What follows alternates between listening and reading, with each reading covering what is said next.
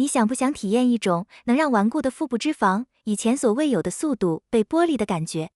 最近，一位知名播客主持人分享了他的真实经历。当他开始生酮饮食后，身体的脂肪以前所未见的惊人速度消失了。他的精力前所未有的稳定，彻底告别了下午的精力崩溃，大脑的专注度和清晰度也达到了前所未有的顶峰。他形容自己看世界都更清晰了。但同时，他也付出了一个巨大的代价，他发现自己的肌肉也明显变小了。这几乎是所有生酮实践者最关心也最恐惧的问题：如何才能只拿走它疯狂燃脂、大脑超频的巨大好处，却完美避开肌肉流失这个最可怕的副作用呢？今天，我们就来深度解析顶尖代谢科学家 Benjamin Beekman 博士的观点，为你提供终极的、可被验证的解决方案。首先，我们必须明白，当你的身体切换到生酮模式时，它到底解锁了多么强大的三大超能力。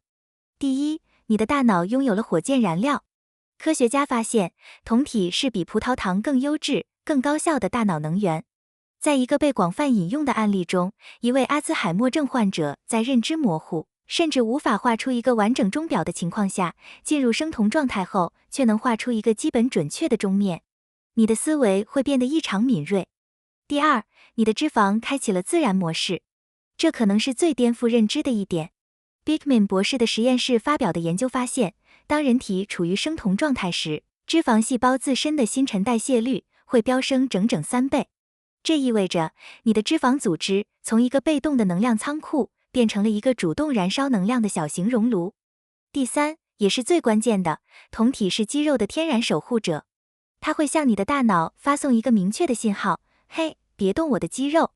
这里有更优质的燃料酮体，请优先使用我。那么问题来了，既然酮体本身会保护肌肉，为什么那位主持人以及很多人依然会流失肌肉呢？Beekman 博士一针见血地指出了那个我们最容易忽略，也最反直觉的原因。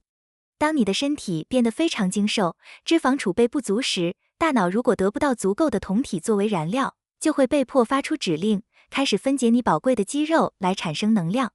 换句话说，你掉肌肉不是因为生酮本身，而是因为你在疯狂燃脂的同时摄入的总热量，特别是总脂肪，可能不够了。所以，那个能让你在疯狂燃脂的同时，最大化保留甚至增长肌肉的硬核方法是什么呢？答案可能完全颠覆你的认知。主动吃更多的优质脂肪。没错，就是这么简单。那具体怎么做呢？Beekman 博士给出了一个欧美观众很熟悉的例子，就是在煎好的牛排上放黄油。